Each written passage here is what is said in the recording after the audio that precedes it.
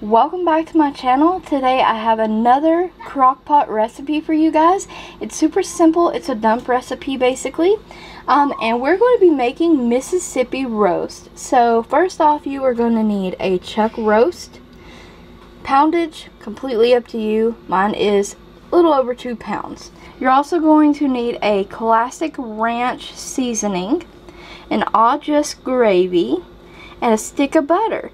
Also optional is adding vegetables to this. 5 pepperoni peppers. I'm opting out of the peppers because my husband does not like peppers. This recipe is so easy, and if you guys add veggies, you're gonna have a complete meal. I'm making homemade potatoes and stuff to go with this separately, but you're just gonna go ahead and put your roast in the crock pot. Stuff, you're going to sprinkle your ranch dressing on top of this. Also add your gravy packet right on top.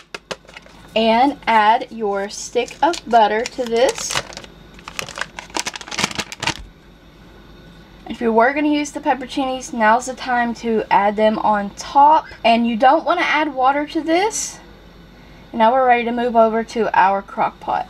Seal your lid, and we are going to cook this on low for 7 to 8 hours. So I will see you guys in 8 hours. We are 8.5 hours later, actually.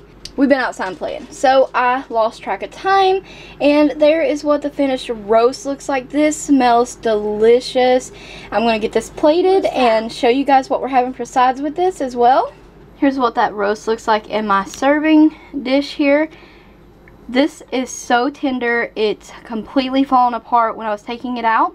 And you just take a couple of the spoonfuls of the gravy that it made and pour over your mashed potatoes or your meat. And this smells so delicious. So in the description box, I will leave how yummy and how well the family liked this dish for you guys.